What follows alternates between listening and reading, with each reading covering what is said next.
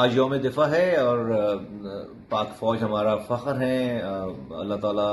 ہمارے نوجوانوں کو، ہمارے افسروں کو، پاک فوج کے سربراہ کو صحتیاب رکھے، لمبی زندگی عطا فرمائے، اور اسی طرح سے اس ملک کا، اس قوم کا نام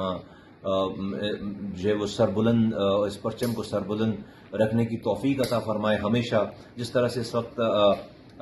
چند ماہ پہلے ہماری مسلح افواج نے دشمن کو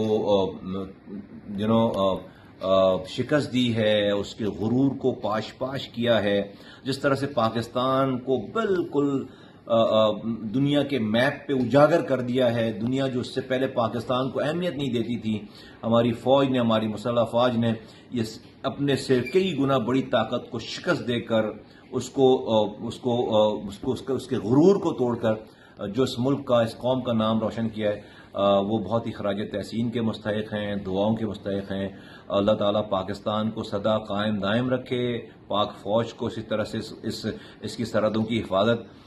کرنے کی ہمیشہ جو ہے وہ ہمت، توفیق اور حوصلہ عطا فرمائے، اور پوری قوم کو اپنی فوج کے ساتھ اسی طرح سے شانہ بشانہ مل کر اس ملک کے امن کے دور میں بھی حالات کو اچھا کرنے کی ہمیں صلاحیت دے اللہ تعالیٰ، اور ہمیں موقع دے۔ بہت شکریہ۔